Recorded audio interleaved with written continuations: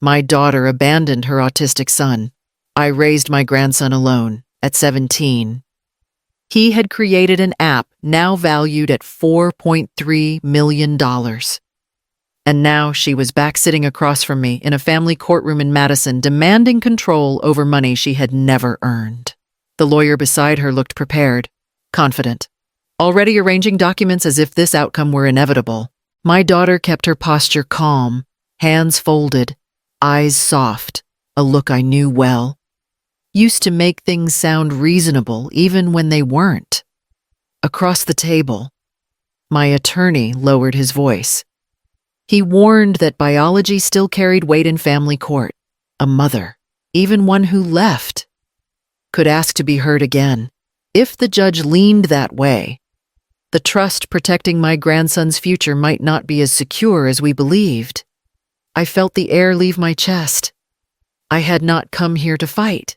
I had come here because I was afraid of losing what I had spent over a decade protecting not just money, but stability, routine, and the quiet safety my grandson needed to function in a world that overwhelmed him.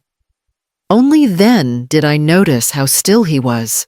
The story you are about to hear is a work of fiction created by the Her Chains Channel team, based on real-life situations to convey lessons about family, emotions, and human values. All characters and events are illustrative. My name is Marianne Holt. Noah sat beside me, shoulders squared, hands resting flat against his legs. He did not fidget. He did not avoid eye contact. At 17, he was taller than I remembered him ever being, his face composed in a way that felt older than his years. I turned slightly, searching his expression for fear. I found none. He leaned closer, just enough for me to feel his breath near my ear. His voice stayed low, even deliberate. Just let her talk. For a moment, I thought I had misheard him. This was his mother, the woman who had left him behind, the woman now asking the court to reconsider everything we had built without her. I wanted to interrupt, to correct her version of the past before it took shape, to protect him the way I always had.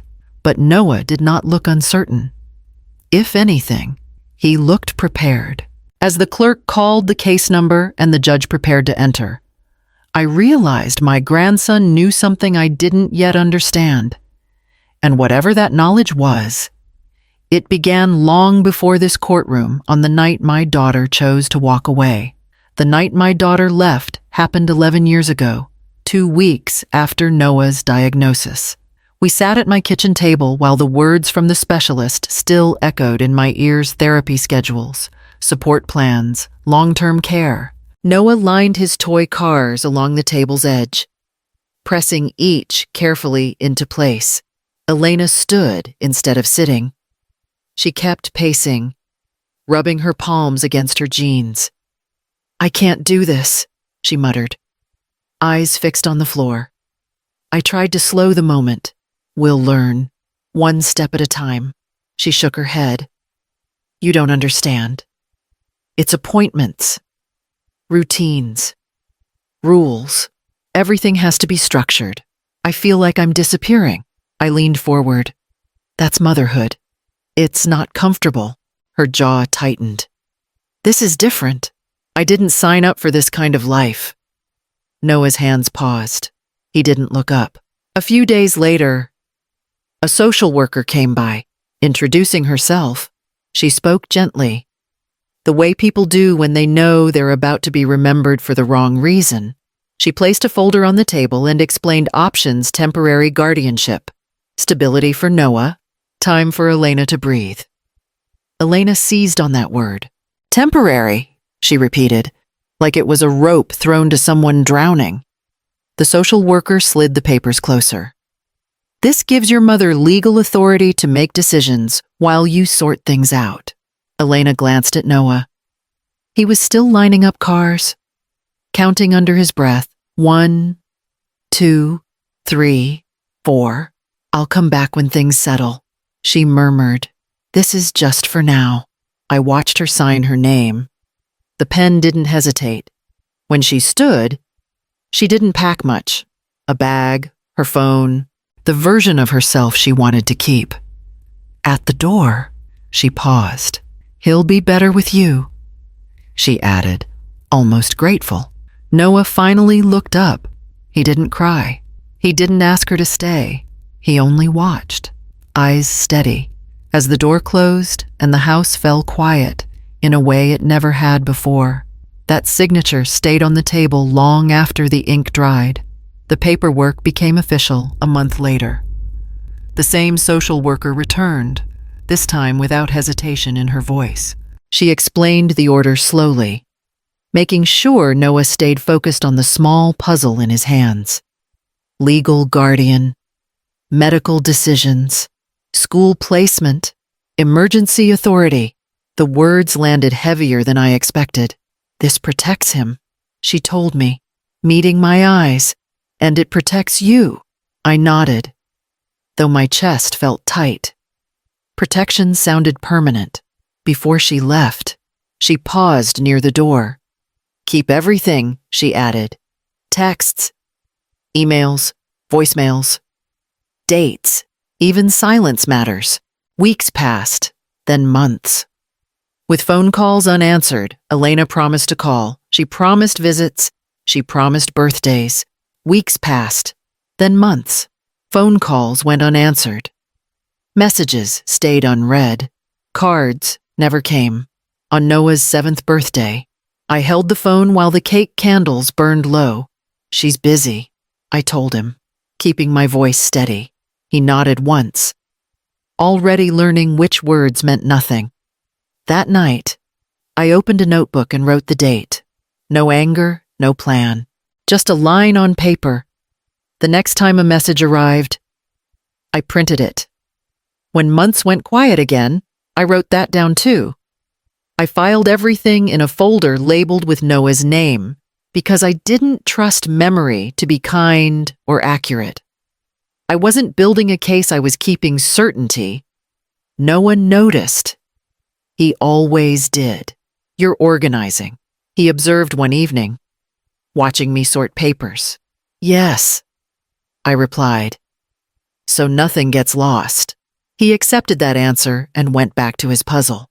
Neither of us knew yet how much those records would matter. Therapy didn't teach Noah how to talk more. It taught him how to notice. His therapist, a patient woman with a calm voice, explained things in steps.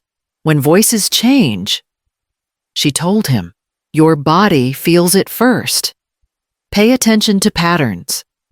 Patterns help you stay safe. Noah took that seriously. At home, he started commenting on things I hadn't realized he tracked. You speak slower when you're worried. He observed one afternoon while I folded laundry. There was no judgment in it, only fact. I paused. That's true. He nodded, as if confirming data. Over time, I saw him doing the same with everyone. He noticed repetition in excuses. He noticed when words didn't match actions.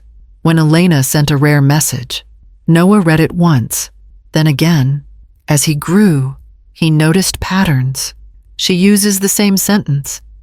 He pointed out quietly. I asked what he meant. When she doesn't want to answer, he replied. She writes longer messages, more explanation. That was when I understood. Observation wasn't curiosity for him. It was armor. One afternoon, after a therapy session, his therapist pulled me aside. He's learning how people work, she explained. It's how he protects himself. Some kids build walls. Noah builds maps. At dinner that night, I watched him line up his fork just right, his posture careful, his eyes alert. He wasn't anxious. He was attentive. You're thinking hard. I told him. I'm checking for changes. He answered. Changes mean I need to be careful. The weight of that settled into me slowly. I had spent years worrying that Noah lived too quietly in his own world. What I hadn't seen was how clearly he understood ours. Noah didn't build the app because he wanted attention. He built it because the world kept rushing at him without warning. It's too loud. He told me one morning, hands pressed flat against the table. Not noise. Everything at once. I asked what helped. Steps. He answered. If I know what comes next, my body stays calm. That night, I found him sketching boxes on graph paper. Each box held a place he struggled with: the grocery store, school hallways, the bus stop. He labeled them with numbers and short phrases. This is the order, he explained. If I follow it, I don't panic. I watched him translate fear into structure over weeks. The paper turned into screens. He built visual paths that broke big spaces into manageable moments. Enter, pause, move left, wait, exit. Simple steps. Predictable, reliable. When I worried he was spending too much time alone, he shook his head. This helps me go outside. He told me. It helps me stay. The first time he showed it to someone else was at a small community tech night at the Madison Public Library. Folding tables, coffee in paper cups. Noah stood behind his laptop. Shoulders tight, eyes fixed on the screen. You don't have to talk. I told him quietly. I can explain. He glanced up. I can. His voice stayed low as he walked through the steps. He didn't sell it. He demonstrated it. When the screen froze for a second, his hands stilled. He breathed through it and continued. A man from the audience approached afterward, older, kind-eyed. He introduced himself as someone who worked with adaptive technology. This isn't just clever, he told Noah. It's useful. Noah absorbed that word carefully. Useful lasts. The man added, You should keep building. On the drive home, Noah stared out at the window. Unusually quiet. I think, he finally murmured, other people might need this too. I nodded, already understanding that what began as survival was turning into something stronger, something steady enough to grow. The calls didn't come all at once. They arrived carefully, spaced out, as if no one wanted to scare us. A school administrator asked about licensing. A therapy center wanted a pilot program. Another email followed. Then another. Noah read each message twice, checking tone before content. They're serious, he noted one evening, eyes steady on the screen. I asked how he could tell. They ask about outcomes, not ideas, he replied. Ideas are easy. When the attorney finally requested a meeting, I expected celebration. What I got instead was caution. He reviewed contracts, growth numbers, user data. Then he leaned back in his chair and spoke plainly. The current valuation stands at $4.3 million. The number hung between us. Heavy and unreal. Noah blinked once. I felt my hands tighten in my lap. This changes things. The attorney continued. Success attracts interest. Not all of it is friendly. He explained the need for a trust. His tone firm but calm. The money stays protected, and Noah stays protected. You'll act as trustee for now, until legal adulthood. I hesitated. I'm not a business person. You're consistent, he countered. That matters more. Noah looked at me. It means you keep things consistent, he observed. Same routines. Same order, I agreed, because structure was something I understood. The paperwork moved quickly after that. Accounts were secured. Access limited. Boundaries drawn in ink. Word spread faster than I expected. A distant cousin reached out, offering congratulations that felt more like reconnaissance. An old friend asked if we planned to move. Noah noticed every shift. People ask different questions now, he remarked one night. They want timelines. I nodded. They want certainty. He closed his laptop. Certainty makes people impatient. It wasn't long after that when Elena called. Her voice sounded warm, rehearsed. She asked about Noah's health, his progress, how I was holding up. Then, without pause, she mentioned paperwork. I hear he's doing well, she added softly. I hung up knowing one thing with clarity I hadn't felt in years. Money hadn't changed my daughter. It had simply given her a reason to return. Elena came back on a Sunday afternoon, carrying apologies the way she used to carry excuses carefully arranged, easy to offer. I've done a lot of work on myself. She began, voice gentle, eyes scanning the room like it still belonged to her. Therapy helped me understand my limits back then. I didn't interrupt. I watched Noah instead. Elena continued, choosing her words with care. I wasn't equipped. I know that now. I want to do better. Noah nodded politely. His posture stayed upright, hands folded the way he did when he listened closely.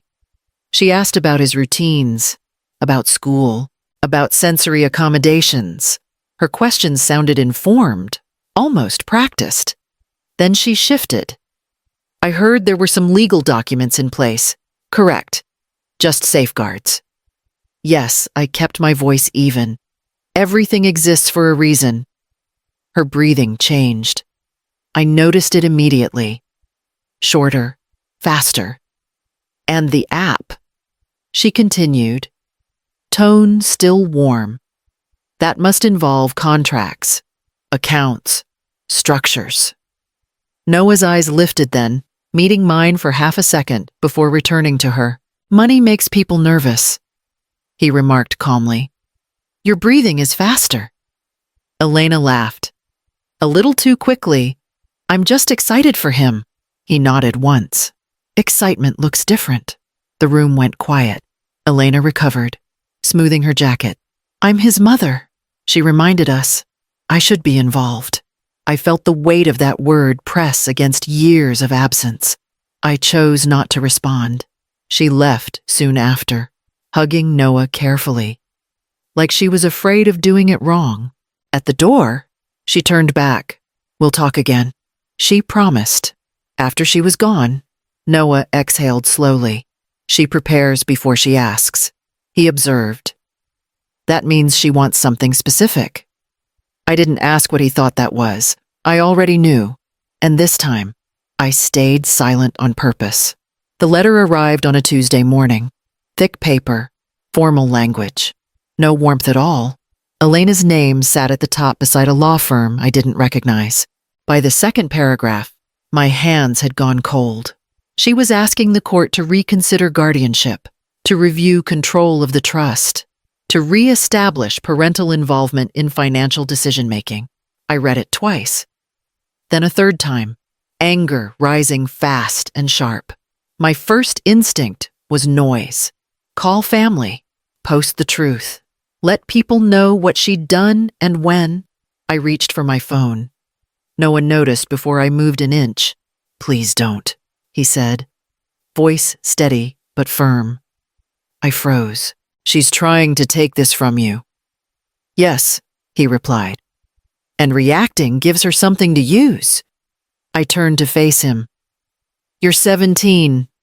You shouldn't have to think like this. I've been thinking like this for a long time. He answered quietly. He walked to his desk and pulled out a box I'd never seen opened. Inside were folders, each labeled in careful handwriting. Dates, names, short descriptions. I kept everything, he explained. Messages, voicemails, screenshots. I organized them by year. My throat tightened. Why didn't you tell me you were already doing it? He replied. I didn't want to worry you. He picked up one folder and handed it to me. I recognized my own notes mirrored in his system. More precise. More complete. Data only works if it stays clean, he added. If we add emotion, it gets messy. I lowered the phone. That night, instead of arguing or planning speeches, we sat at the table sorting papers together. No accusations. No commentary. Just order. By the time we finished, the anger had shifted into something colder and more useful. Elena had brought a story to the court. Noah had brought records. And for the first time since the letter arrived, I felt ready to let silence do the work. The courtroom felt smaller once Elena took the stand. She began with emotion, voice carefully unsteady. She spoke about confusion, about needing space, about believing distance was kindness.